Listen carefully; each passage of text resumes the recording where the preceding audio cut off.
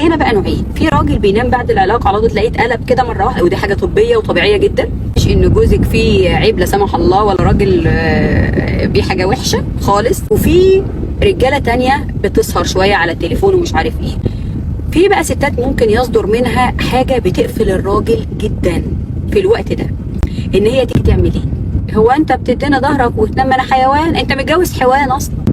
انت كنت فاكرني حماره؟ ساعه الموضوع ده تفضل تدلعني وتشخلعني وبعد كده تدينا ظهرك، ما تعوزنيش الا ساعه مصلحتك تقلب خناق، تقلب بتضيع كل اللي هي انت كده ست نكديه بامانه بقى. بص انا بحب الحق، حطيني في الحق اقول لك الحق في وشك. انت عايزه من امه ايه؟ عايزاه يحضني، يطبطب عليا، يحسسني ان انا بني ادم. يعني هو مش حاسه ان انت بني ادم مستنيه حد يحسسك ان انت بني ادم؟ مقتنعه ان انت باربع رجول؟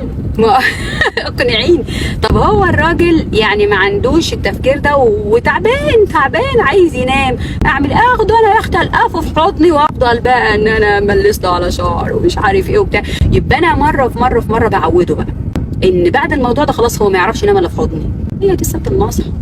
جوزك بقى ما كانش من النوع ده وكان من النوع اللي بيسهر على التليفون، ما اروحش انا اقول له بقى نط له كده اقول هو انت سايبني عشان تيجي؟ ما انت برضه متجوز حيوانه. قال له لا يا حيوانه، ما كنت اقعد السهر معاه.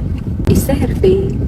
هو ده وقت سهاري؟ يجيب سهاري منين الراجل؟ يعني سيبيه يا ماما ياخد نفسه حبيبتي، سيبيه كده يختلي بنفسه شويه يا اما انت تجيبي بقى في صمت كده تمسكي التليفون بتاعك برضه وتفضلي ان انت تتصفحي، يا اما ان انت طب بدلع كده طب انت حبيبي مش عايز اي حاجه مش عارف ايه الكلام ده وتيجي واخده نفسك وماشيه.